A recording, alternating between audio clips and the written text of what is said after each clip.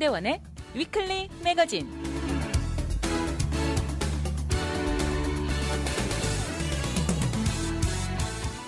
안녕하세요. 위클리 매거진의 문대원입니다. 모든 분야의 경쟁은 갈수록 더 치열해집니다.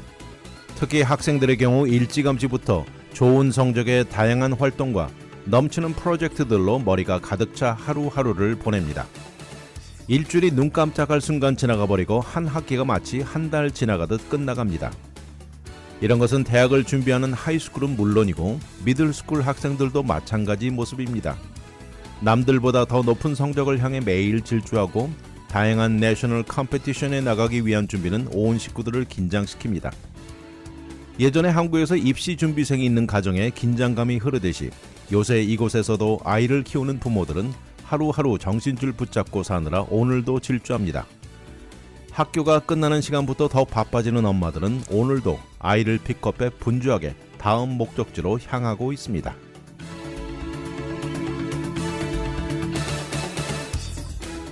오늘의 토픽은 지미 카터, 알래스카 어업계, 재정적 문맹, 증오범죄 추태, 그리고 친구 만들기입니다.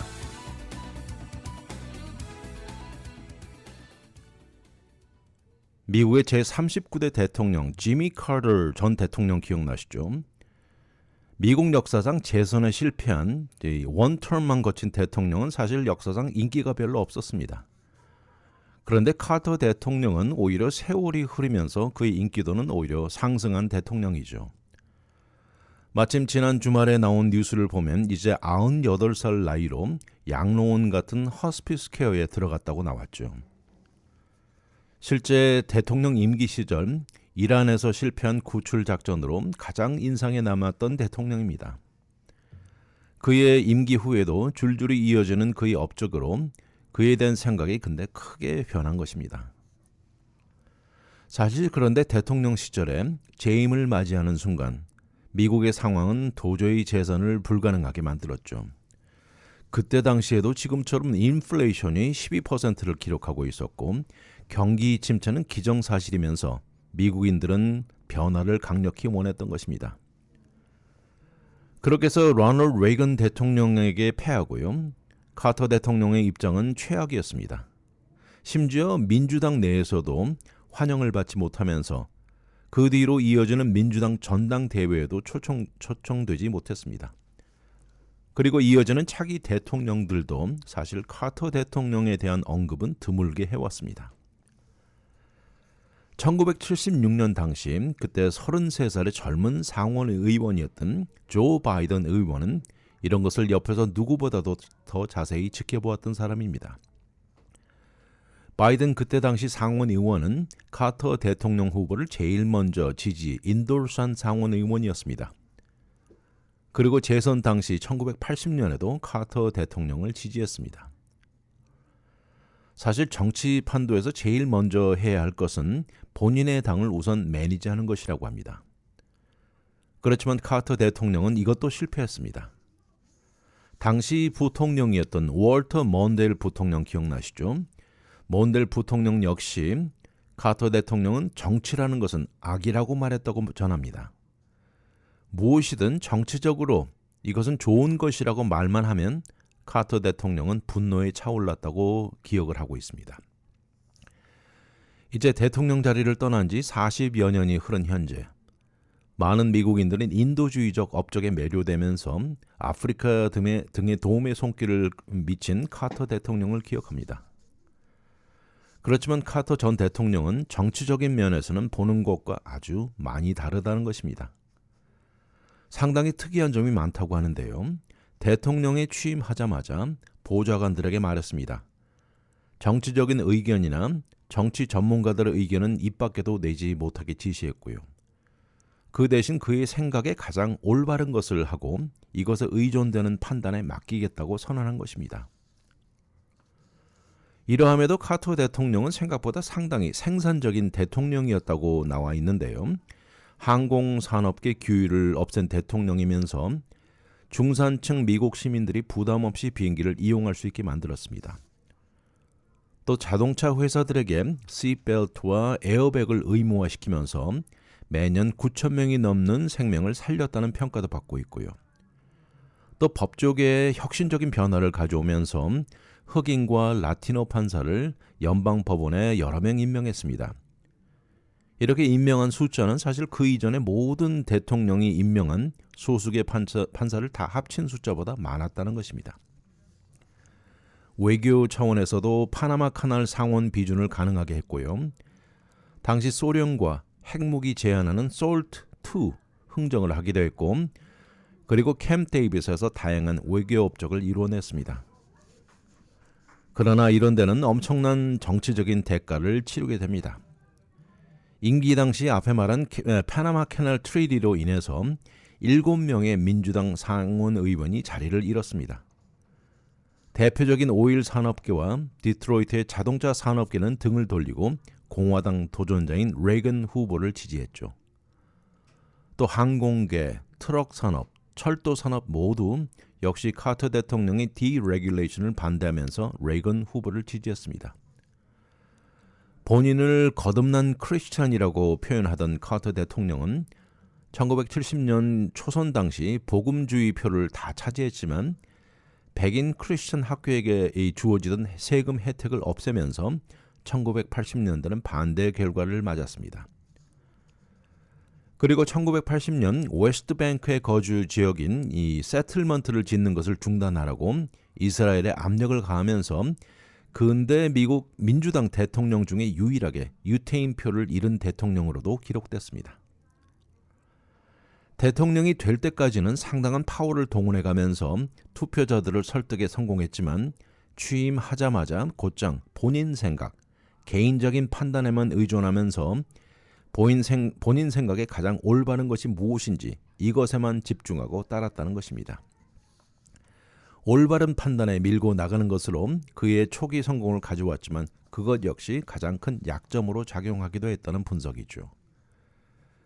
미국 역사상 상당히 특이한 대통령으로 기록됐는데 이어지는 차기 대통령 그 어느 누구보다도 그를 추구하거나 따르지 않았습니다. 전직 대통령이 생존해 있는 대통령들이 쭉 모여서 찍은 사진들만 보아도 카터 대통령은 늘 한쪽 약간 거리를 두고 있는 느낌까지 든다고 정치 전문가들이 개인적인 의견을 말하기도 했습니다. 이러는 동안 카터 대통령과 상당히 가까운 관계를 유지해온 바이든 현 대통령은 2020년 대통령 유세 시절에 카터 대통령의 고향 조지아주 플레인스까지 직접 방문했습니다. 이런 과연 카터 대통령을 보면서 무엇인가 느끼고 배웠는지는 더 두고 볼 일입니다. 바이든 대통령이 그때 상원 의원 시절이었던 1977년 카터 대통령이 특이하다는 것을 느꼈습니다. 예를 들어서 닉슨 대통령의 그 enemy, 적들에 대한 리스트가 있었다면 카터 대통령은 친구들 리스트가 있는 사람이라고 표현했습니다. 대통령 임기 시절 문제가 만약 생기면 카터 대통령은 그의 친한 몇몇 수석들을 모아서 그 자리를 떠나 비밀 장소로 이동했습니다. 그러면서 미 의회 안에서도 상당수 민주당 의원들도 카터 대통령이 내놓은 안건 여러 개를 불통과하게 만든 역사도 있을 정도였습니다. 그런데 이제 임기 2년이 지난 현재 바이든 대통령은 이 반대입니다. 바이든 대통령은 민주당 내는 물론이고요. 공화당 의원들과 관계도 상당히 부드럽게 유지하는 타입입니다. 그러면서 2년 동안 민주당은 하나로 꽁꽁 묶었고요. 기후변화, 인프라스트럭처 지출, 또 반도체 세마이컨덕터 생산에 대한 빌들을 통과시켜 왔다는 분석입니다. 거기다 카터 대통령과 바이든 대통령의 차이점은 현재 심각한 인플레이션을 겪는 것이 비슷합니다. 그러나 카터 대통령 시절 인플레이션의 최강자라고 불리우던 그때 당시 폴 볼커를 FRB에 앉히고 그는 이자율을 20%까지 올리면서 인플레이션을 궁극적으로는 잡았지만 그때가 됐을 때 이미 카터 대통령은 일반 시민이 된 후였습니다. 이런 면에서 현재 바이든 대통령은 제롬 파월 의장을 내세우고 한층 더 부드럽게 인플레이션을 조절하면서 재선인 2024년까지 비교적 소프트 랜딩을 기대한다는 것입니다. 과연 바이든 대통령이 재선에 도전한다면 카터 대통령의 예가 큰 도움을 줄 것으로 보인다는 정치 전문가들 말입니다. 잠시 후 돌아오겠습니다. 문대원의 위클리 매거진은 30여 년간 오직 이민법만 다뤄왔습니다. 이민법 전문 변호사 4명이 함께 도와드리는 희망 법률그룹 제공입니다.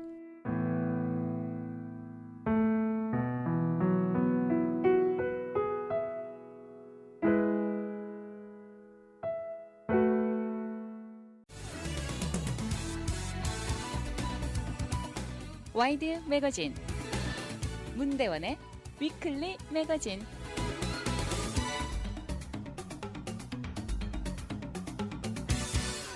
알래스카 어업계가 무너지고 있다고 합니다. 지난 1990년대와 2000년 초만 해도 알래스카에는 할리봇 어업의 최고 지역이었습니다. 매년 이곳에서 8천만 파운드의 생선이 잡히던 곳이었는데 그때 당시에는 아무리 작은 어부라 해도요, 한 시즌에 최소한 25만 달러를 벌 수 있던 곳이었습니다. 알래스카에 있는 유명한 호모라는 항구 타운이 있는데요. 이곳은 전 세계 최고 할리봇 캐피털이라고 크게 간판도 붙어 있을 정도입니다. 그리고 이 지역 모든 어부들의 생활 터전이죠. 현 39살인 에릭 벨스코 씨가 있는데요. 이 지역 어부입니다. 할리봇 수확이 기록적이던 2001년부터 어업을 시작했는데 그런데 그 이후 몇 년이 지나고 생선 잡아들이던 것이 절반 이상 줄어들었습니다. 그리고 어업하는 어부들에게 그 한 시즌에 내려진 한도액 목, 쿼러가 몇 분의 1로 줄어들었다는 것입니다. 벨스코 씨에게 적용되는 제한량은요, 그 이전에 12,000파운드에서 이제 4,000파운드 이하로 줄었고요. 역시 같은 항구 호모에서 어업을 시작한 매형 역시 예전에 9만 파운드에서 이제는 2만 파운드 몇 배 줄어든 것입니다. 이런 현실이다 보니까 이제는 수많은 어부들이 어업계를 완전히 떠난 현실이 됐습니다. 한때 15년 전만 해도 정박해 있는 배로 가득 찼던 항구가 이제 한두어 척밖에 남지 않고 텅텅 빈 상태입니다. 이렇게 황당하게 숫자적으로 큰 감소를 겪는 것은 할리봇뿐만이 아닙니다. 알래스카의 상징이라고 할 수 있는 스노우 크랩이나 레드 킹 크랩 등 거의 다 사라지고요. 올해는 아예 어업이 중단됐습니다. 이것은 어떻게 보면 알래스카 항구 커뮤니티의 종신형이나 마찬가지라고 표현합니다. 이것에 의존하는 수많은 사업체들이 모두 파산했고요. 거기다 연어 숫자 역시 크게 감소하면서 이것에 의존하는 알래스카 강가의 셀몬 스포츠 피싱 산업도 문을 닫았습니다. 그런데 이런 판국에 영향을 전혀 입지 않는 곳이 단 한 군데 있습니다. 바로 트롤 어업이라는 산업계인데요. 250척이 넘는 거대한 선벽들과 그물로 구성된 바다의 바닥부터 긁는 이런 트롤 방식을 하는 어업을 하는 산업계입니다. 이것은 바다의 바닥에 서식하는 대구, 폴락과 노란색 가자미, 옐로우 소울 등을 잡아 올리는데요. 이들은 요새 반대로 기록적인 어업 수확을 올리고 있습니다. 1년에 30억에서 40억 파운드까지 허용을 해주면서 전 세계의 생선을 공급하고 있습니다. 이런 상황이다 보니까 앞에 말한 할리봇이나 크랩, 연어를 잡는 어부들에게 가장 황당한 것이죠. 그물 크기가 보통 풋볼 구장 이상 되는 거대한 그물로요. 바다의 바닥을 거의 다 긁어가면서 그들이 원치 않는 생선까지 엄청나게 수백만 파운드 생선을 잡아 올리는 것입니다. 그리고 이렇게 잡아 올린 생선 중에 엄청난 양의 이 원치 않는 생선은 모두 던져버리는 것이죠. 이런 것들 안에는 할리봇이며 이런 생선이 다 포함되어 있는 것입니다. 이렇게 잡아서 원치 않는 것을 버리는 생선들을 이 바이캐치라고 부르면서 이 잡동산이라는 뜻이 포함되어 있죠. 잘못 걸려든 것이라는 의미입니다. 지난 2006년 이후 최고의 어장이라고 불리는 베링 해협이 있죠. 베링시에서 잡힌 할리봇 전체의 3분의 2가 이런 트롤 그물에 걸려 잡혀 버려진 것입니다. 거기다 2021년 유콘 리버에서 연어 낚시가 금지되던 같은 시기에 베링시에서는 대구를 긁어잡는 그물 어업선에서 50만 파운드가 넘는 연어까지 잡아 올린 것입니다. 스노우 크랩과 레드킹 크랩이 다 사라져서 어업도 문을 닫은 상황에 대형 바닥을 긁는 그물 어업계는 스노우 크랩 430만 파운드와 32,000 파운드의 레드킹 크랩을 잡혀 올라온 곳을 버리게 되었습니다. 이렇게 할리붓과 게와 연어가 사라진 현실에 수백억 달러 알래스카 경제의 대참사를 동반합니다. 앞에 말한 대로 베링시는 전 세계 최고 어장이기도 하지만요. 최고의 바다 생태계로 알려진 곳입니다. 미국 내에서 잡히는 모든 해물의 40%가 바로 여기서 나옵니다. 그리고 이것은 수백억 달러 경제를 의미하죠. 또 이것은 수천, 수만 개의 직업을 가져다 주는 곳입니다. 그렇지만 정부 에이전시들과 보수단체들, 어업 전문 과학자들은 이제 점점 더 많은 증거가 나타난다고 주장하면서 이 바닥을 긁는 이런 그물 산업계가 이 지역 해양 생태계를 크게 파괴한다고 주장합니다. 그 중에서 거대한 양의 대구, 펄락을 잡아가는 것이라고 비난하죠. 사실 이 대구라고 부르는 펄락은 다양한 물개, furseal이나 sea lion 등에게 중요한 먹이라고 합니다. 현재 이것의 엄청난 조업이 더 큰 차원의 생태계 붕괴를 가져올 것이라고 우려합니다. 거기다 현재 알래스카 근방 대규모 조업의 대부분인 바닥 긁는 이 방식은 알래스카에서 잡히는 생선의 80%를 차지합니다. 그리고 이 방법은 현재 알래스카에 적용되고 있는 한계, 코라 시스템이 일어나게 만드는 장본인입니다. 연방정부 에이전시인 National Oceanic and Atmospheric Association, NOAA라고 부르는데요. 이곳에서 20년 종사를 했고 이제는 은퇴한 짐 벨시거 씨가 말하는 것이 있습니다. 지난 20년 전에는 이런 것이 더 심했다고 말을 하면서요. 베링시에서 매년 40억 파운드의 생선을 잡아 올리는 것 절대 문제를 일으키지 않는다고 생각들지 않는다고 말합니다. 너무나 아이러니하면서 할리붓이나 크랩이나 연어 사업으로 생계를 이끌어가는 사람들에게는 줄어든 코라를 적용하고 반대로 거대한 이 커다란 그물로 바닥부터 긁어가면서 많은 양의 생선을 잡아들이는 이런 어업계는 같은 레벨로 저촉을 받지 않는다는 것이죠. 그러면서 그 과정에 잡히는 바이캐치라는 엄청난 양의 할리붓과 연어를 버리고 낭비하는 격입니다. 이런 상황을 두고 트롤 그물 어업계는 법으로 그들에게 잡힌 할리붓을 버리게 되어 있다고 그들의 입장을 말합니다. 그리고 이것이 현재 줄어든 크랩이나 할리붓, 셀먼이 줄어든 이유가 아니라고 주장하면서요. 이들이 주장하는 이유는 바로 이 기후변화와 물 온도 상승 등을 대고 있습니다. 현재 이 문제는 1년 내내 뜨겁게 공방이 진행 중인데요. 소규모 어업계와 대규모 트롤 어업계 규모는 비교도 되지 않습니다.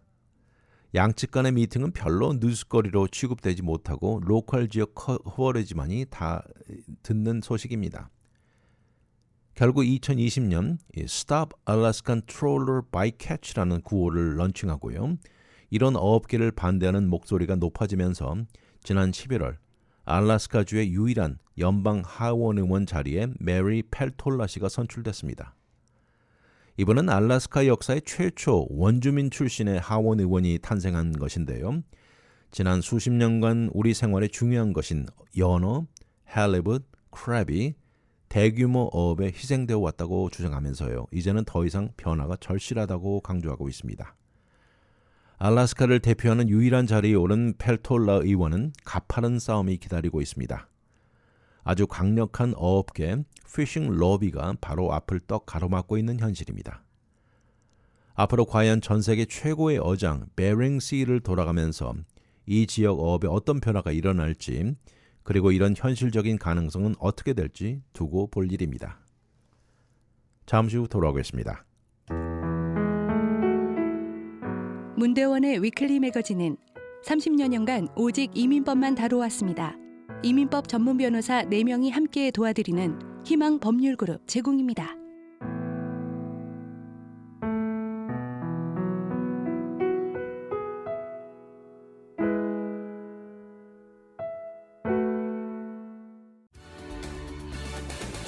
오늘의 미국 안 봐도 눈에 환합니다. 와이드 매거진 문대원의 위클리 매거진.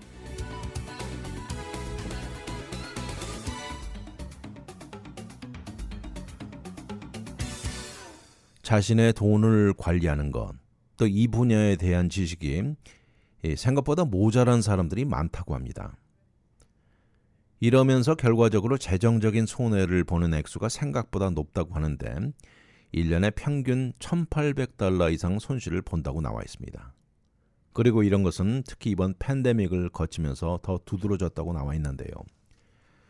이로 인해서 미국인들의 재정적인 손해가 많다는 것이죠. 그리고 여기에 대한 대가를 톡톡히 치르고 있다는 지적입니다. 2022년에 평균적으로 미국인 한 명당 개인적인 손실 액수가 $1,819라고 나와 있는데요. 이것은 가장 최근에 나온 National Financial Educator Council 리포트에 나온 것입니다. 이런 것을 전문 용어로 이 분야의 문맹어라는 의미로 Financial Illiteracy라고 부르는데요. 이것은 미국 내 전염병처럼 번진다고 지적하면서 그러면서 총 손실 액수를 다 합쳐보면 $4,360억 넘는다고 합니다. 그리고 이런 현상은 현재 미국 내 재정적인 상황이 최고로 중요할 때 일어나고 있다는 것이죠. 어떻게 보면 돈 관리를 소홀하게 하는 것인데 이렇게 돈 관리의 소홀함으로 인해서 2022년 본인의 이 부지로 인해 손해를 보았다고 말한 사람 중에 38%는 $500 이상 액수를 잃었다고 합니다. 또 $2,500 이상 손해본 사람들도 23%를 넘어가고요. 그리고 이 중에 15%는 $10,000 이상 잃었다는 것입니다. 이런 실수의 대가 이 액수는 2017년 이후 다소 증가한 것인데 2022년 팬데믹의 여파로 무려 27.7%가 증가했고 작년 2022년에 와서는 기록적인 인플레이션과 다양한 어려운 경제 상황들이 맞물리면서 더 악화된 31.6%가 증가했습니다. 모든 사람들이 이런 물가 인상에 준비가 되어 있지 않았던 결과이죠. 늘 생활에 필수적인 가솔린이라든지 음식 가격들 이런 것들이 이렇게 뛰어오를 줄 상상도 못했던 사람들이 대부분이죠. 이제 코비드의 상황은 많이 나아지고 있지만 많은 미국인들 수입과 지출 밸런스를 맞추는데 고전을 면치 못하고 있습니다. 여기 미국인들이 자주 실수하는 대표적인 몇 가지가 나열되어 있어 소개해드립니다. 첫 번째는 크레딧 카드를 둘러싼 실수인데요. 사실 크레딧 카드는 이자율 뿐만 아니라 여기에 적용되는 다양한 피들이 많습니다. 그래서 2022년에 들어간 추가 액수만 해도 $1,200억 넘는다는 것입니다. 크레딧 카드 회사는 이렇게 빌린 액수에 높은 이자율을 적용합니다. 보통 크레딧 카드 이자율은 프라임 레이트에 따라가는데 밸런스를 어느 정도 유지하고 지속하다 보면 이 불어나는 액수는 천문학적이죠. 특히 현재같이 높은 이자율인 경우에는 이 평균이 요새 이자율이 23.39%로 나와 있는데 어떤 곳은 크레딧 점수가 낮은 사람의 경우는 무려 27%까지 되는 경우도 있습니다.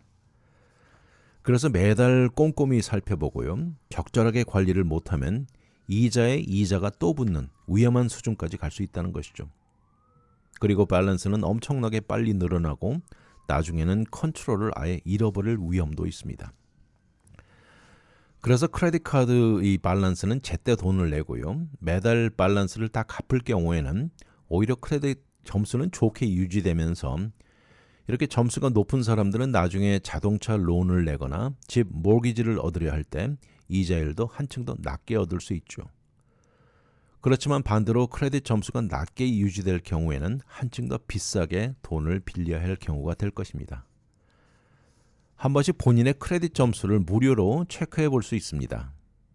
이렇게 잘 관리할 경우 장기적으로 아주 많은 돈을 절약할 수 있다는 것입니다.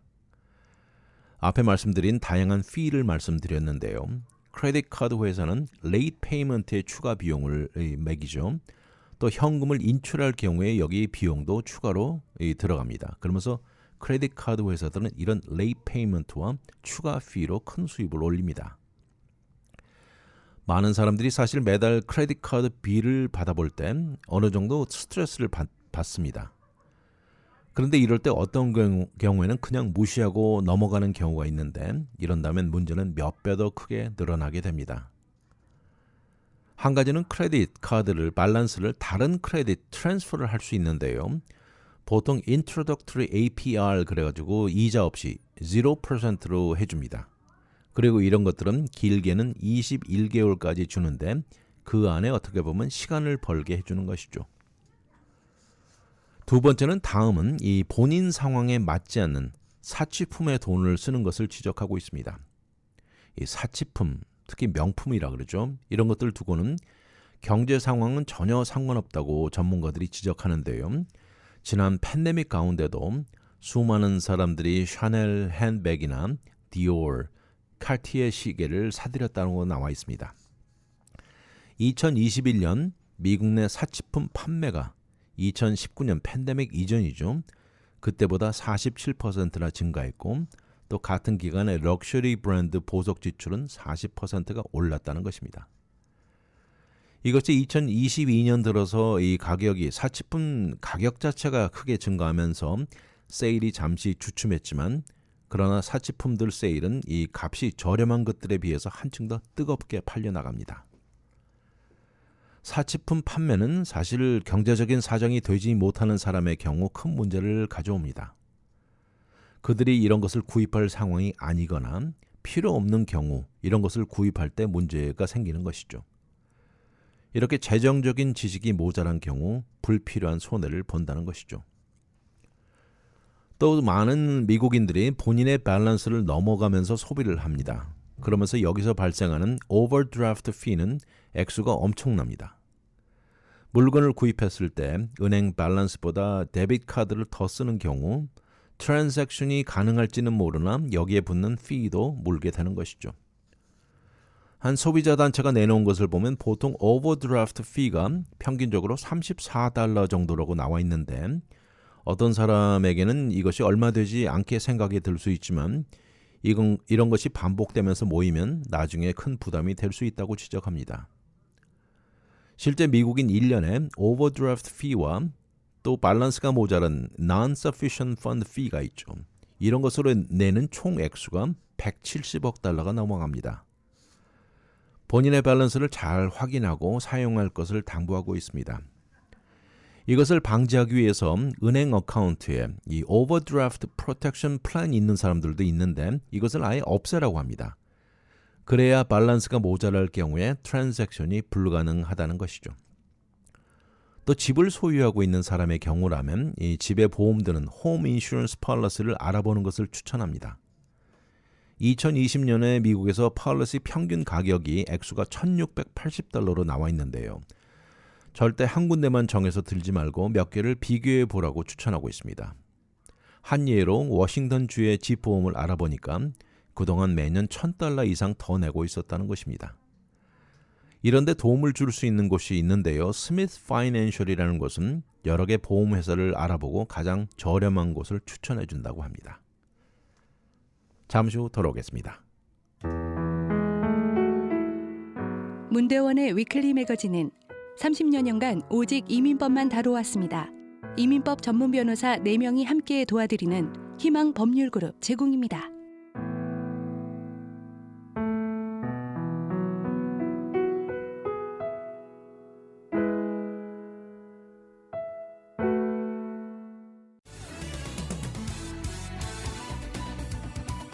와이드 매거진 문대원의 위클리 매거진.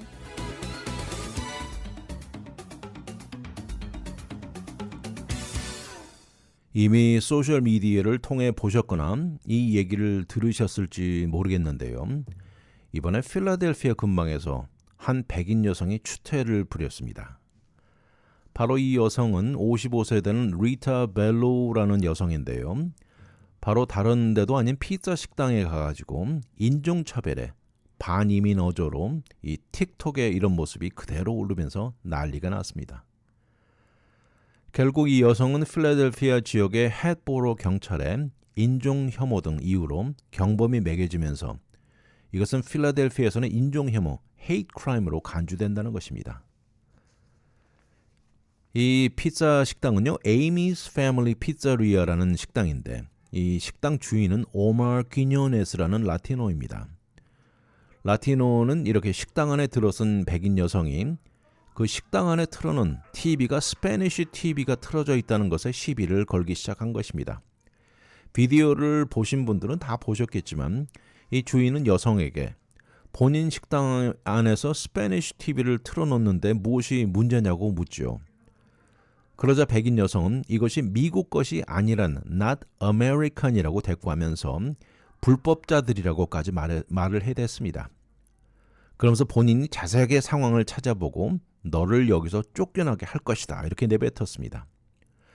그러면서 그녀는 추가로요. 내 돈은 절대 너 같은 불법 이민자들에게 줄 수 없다고 소리를 지면서 너는 지금 미국에 산다. 그래서 영어를 배워야 하고 그리고 욕짓거리는 다 하면서요.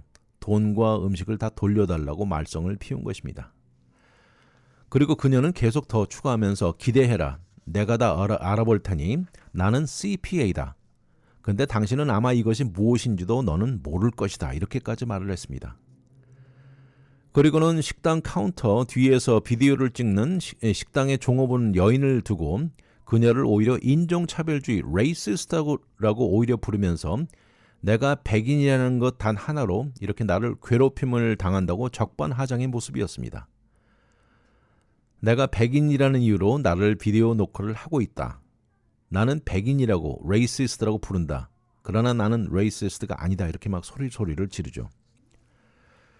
그날 필라델피아 인콰이러에 실린 내용에 의하면 그녀는 식당에서 추방됐습니다. 그리고 경찰에 대응하면서도 하는 말은 오직 내가 백인이라고 백인이라 레이시스트라고만 한다고 중얼댔습니다. 이런 그녀의 추한 모습은 소셜미디어를 타고 전 세계로 번져나갔습니다. 그리고 헵보로 폴리스 디파트먼트의 인종위협과 허래스먼트가 적용이 된 것입니다. 스페니쉬 TV가 틀어진 것에서 발단되어서 그녀는 식당 주인을 불법 이민자로 몰아세우고요. 돈을 돌려달라고 소리를 지르면서 백인을 차별하는 레이시스트라고 오히려 더 소리를 질렀던 것이죠. 이어서 그 다음날 필라델피아 인콰이러가 백인 여성에게 연락을 취하자 처음에는 본인이 아니라고 거짓말을 쳤습니다. 그러나 결국 본인이라고 말을 했는데 이렇게 거짓말을 한 이유를 사실 본인 안전에 위협을 느껴서 그랬다고 핑계를 댔는데요. 그리고 결국 그녀에게 주어진 처지를 받아들이겠다고 인정하면서 정말 미안하게 생각한다. 핑계는 대지 않겠다. 이렇게 말을 했습니다. 그런데도 추가로 핑계 아닌 핑계를 대면서 그 한 주가 상당히 어려운 주였다고 말을 하면서요. 아버지가 병원에 입원했고 본인도 유방암 치료를 받은 한 주였다고 하면서 힘든 한 주였다고 말을 하고 식당 안에서 일어난 모든 것이 겹쳐 일어난 결과 유감스럽게 생각한다고 말했습니다.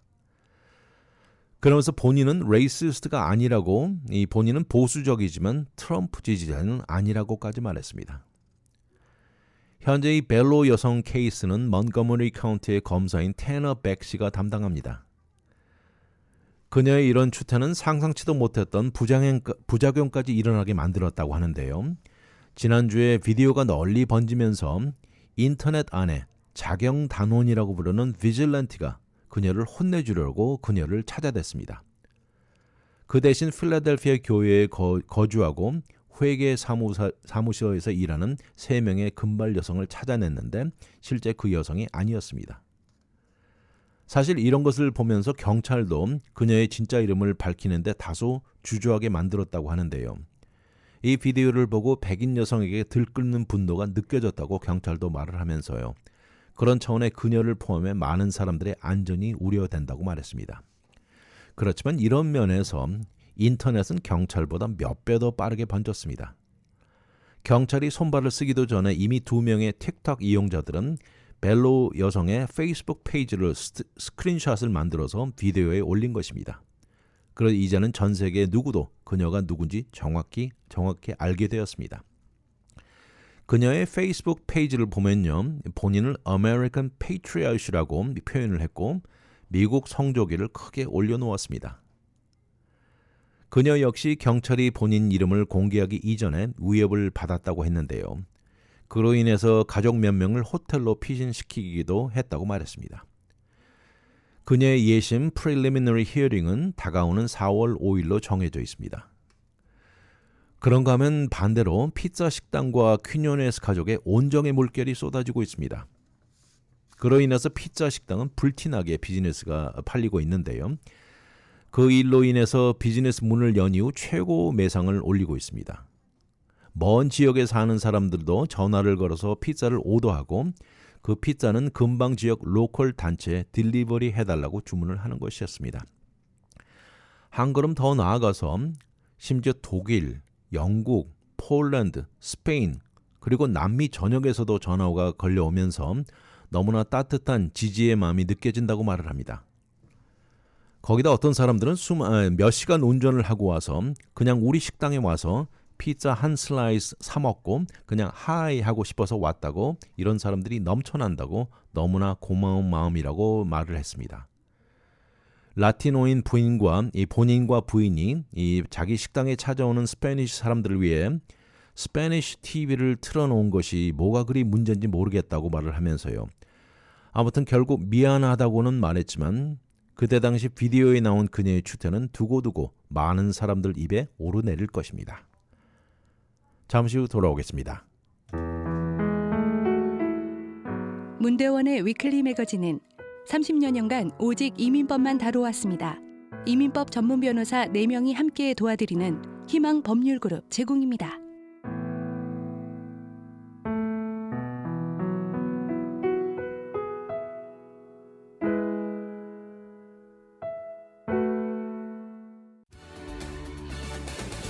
오늘의 미국 안 봐도 눈에 환합니다.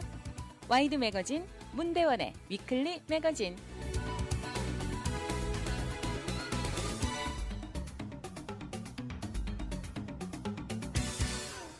학창 시절이나 어린 시절 친구는 영원하죠.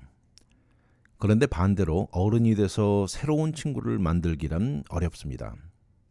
어떤 사람은 성인이 되어서는 친구가 생기기 불가능하다고 극단적으로 말하는 경우도 있죠. 너무 머릿속에 생각이 많으면서 사회생활을 하면서 진정한 친구 만들기 정말 힘듭니다. 친구를 사귀려 해도 만약 이러면 어떨까, 저러면 어떻게 하나 등등 이유와 우려가 앞서는 것이죠. 혹시 거절당할까 우려하는 이런 리젝션에 대한 것 너무 걱정하지 말라고 추천을 하면서요. 그 대신 만약 반대로 친구로 동의한다면 그것 이상 좋은 것이 어딨냐고 반대로 생각해 보라고 추천합니다. 새로운 친구를 만든다는 것을 우리가 운동하는 것에 비교합니다.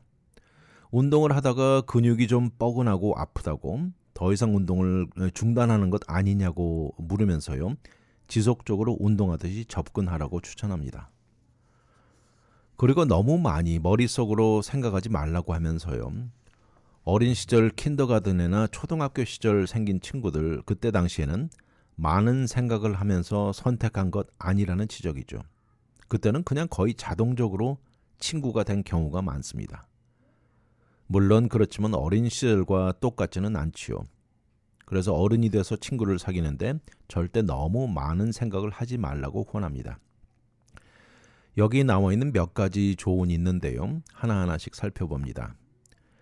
내 인생의 친구로 생각하는 모든 사람들을 정리해서 적어보라고 합니다. 리스트를 만드는 것이죠. 각 친구들에게 점수를 매깁니다.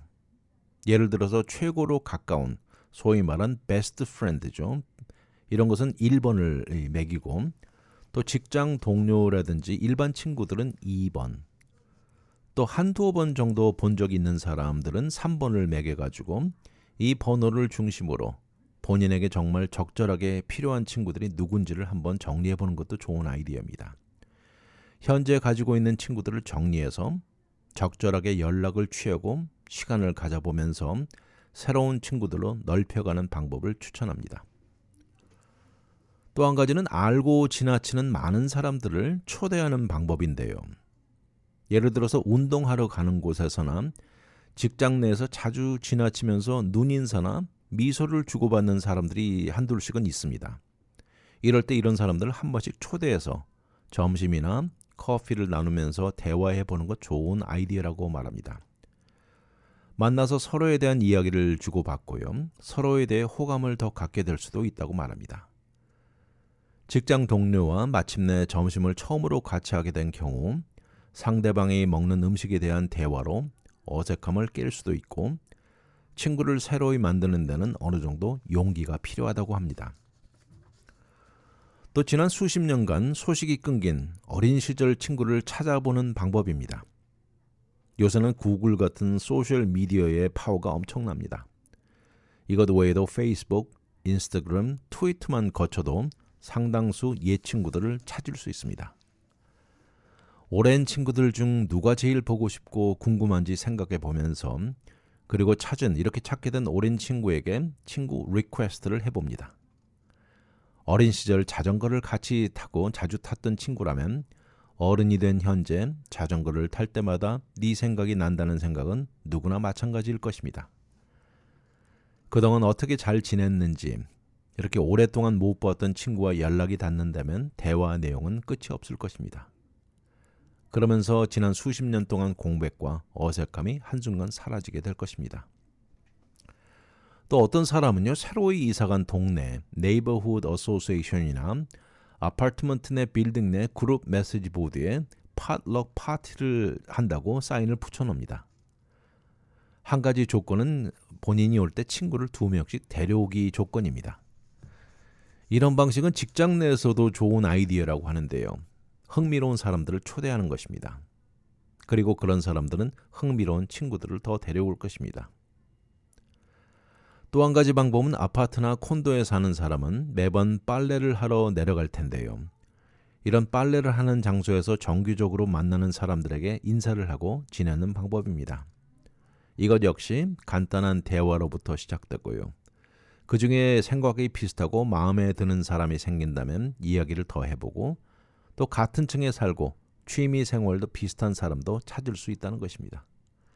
그리고 서로 초대해서 편안한 대화와 시간을 같이 가져볼 수 있는 것이죠.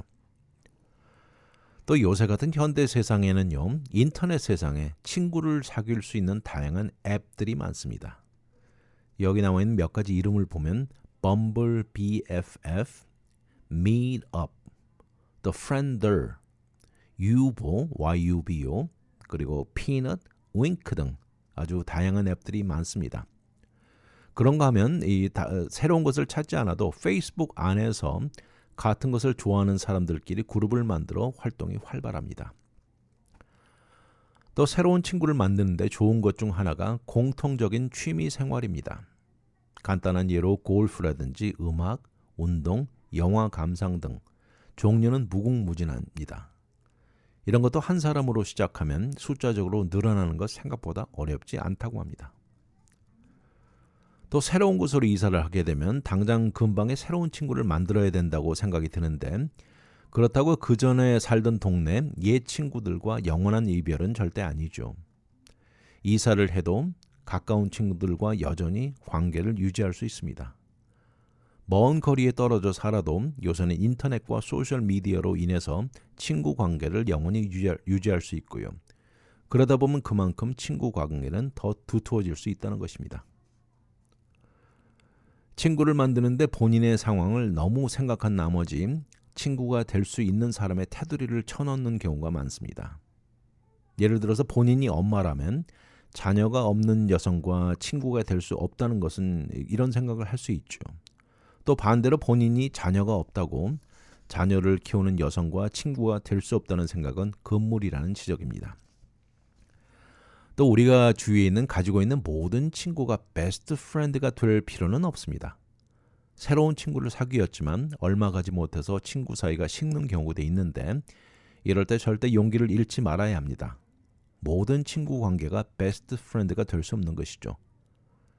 아무튼 어른이 되어서 어린 시절 친구 사귀듯 절대 같을 수 없을 것입니다. 그러나 절대 불가능한 것은 아니지요. 서로 공통점을 찾고 같은 것을 공유할 수 있는 인생의 친구들, 이것은 성인이 되어서도 만들 수 있다고 용기를 잃지 말 것을 강하게 추천합니다.